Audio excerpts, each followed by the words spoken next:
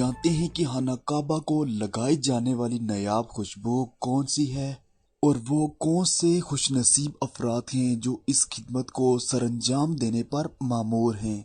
कुछ ऐसे भी खुशनसीब लोग दुनिया में हैं जिन्हें अल्लाह ने अपने घर में खुशबू बिखेरने की जिम्मेदारी सौंपी है। हम बात कर रहे हैं खाना काबा की, जहां कुछ लोग दुनिया के नादरे अतर और खुशबू से फिजा को मुअत्तर करने के काम पर मामूर हैं। आखिरकार कौन सी ऐसी खुशबू है जो खाना काबा को लगाई जाती है। मस्जिद अल हराम को खुशबू से महकाने के लिए रोजाना 60 किलोग्राम ऊद जलाई जाती है और इस ऊद को जलाने के लिए 60 चूल्हे दिन रात काम करते रहते हैं। ये खिदमत अंजाम देने वाले अहमद बिन हसन का कहना है कि खाना काबा और मस्जिद अल हराम को दिन में कम से कम 10 बार खुशबू से मुअत्तर किया जाता है और खाना काबा और हजर अस्वद को दहन अल ऊद की खुशबू लगाई जाती है। ये एक खिदमत नहीं बल्कि सादत है। खाना काबा को खुशबू से महकाने वाले एक खुशनसीब खिदमतगार का कहना है कि मैं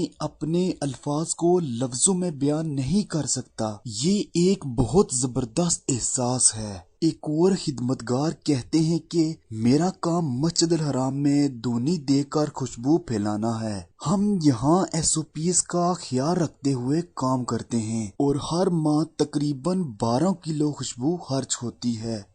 मैं इस सादत को मिलने पर अल्लाह का शुक्र अदा करता हूँ, क्योंकि अल्लाह के घर में खुशबू फैलाना एक जबरदस्त एहसास है। इस खिदमत की सादत दुनिया में सिर्फ 60 खुशनसीबों के पास है। अगर वीडियो अच्छी लगे तो हमारे चैनल को लाजमी से सब्सक्राइब करें, लाइक करें।